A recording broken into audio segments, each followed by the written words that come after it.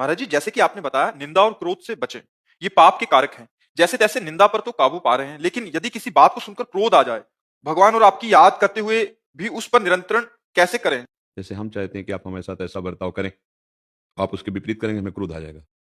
अगर हमारी कोई कामना नहीं है, हम अपने कर्तव्य का पालन करते हैं और सामने वाले पर भगवत दर्शन करते हैं, तो क्रोध आ ही नहीं सकता। जब तक हम भगवान के चरणों का आश्रय दृढ़तापूर्वक नहीं लेते और सब में भगवत भावना नहीं करते, तब तक ना काम पे काबू पाया जाएगा, ना क्रोध पे, ना लोभ पे, ना मोह पे।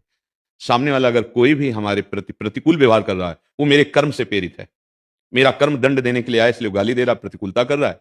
मुझे अगर इस भाव को हृदय में धारण करने का सौभाग्य मिले कि मैं पवित्र हो रहा हूं और वो कड़वा बोल रहा है, मैं अपराध मुक्त हो रहा हूं। अगर मैंने कड़वा बोल दिया तो फिर वो अपराध बन जाएगा। हम कुछ सीमाएं हैं जिस तक तो हम सह सकते हैं।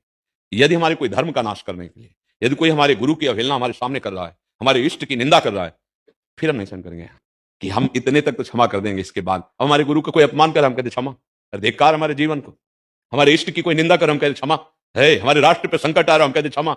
ऐसा नहीं, मतलब समझना, कहीं कहीं क्रोध भी क्षमा से ज्यादा फल देने वाला बन जाता है कि एक सीमा तक सहनशीलता है, इसके बाद अगर कोई उल्लंघन करता है तो कानून है, और या फिर उस समय अपने जीवन रक्षा के लिए हमें जो करना पड़ेगा वो हम कर सकते हैं सामर्थ्य के। क्योंकि एकदम क्षमा का उपदेश अगर सही ढंग से ना समझ में आया तो फिर अत्याचार का बढ़ावा भी हो सकता है। जी।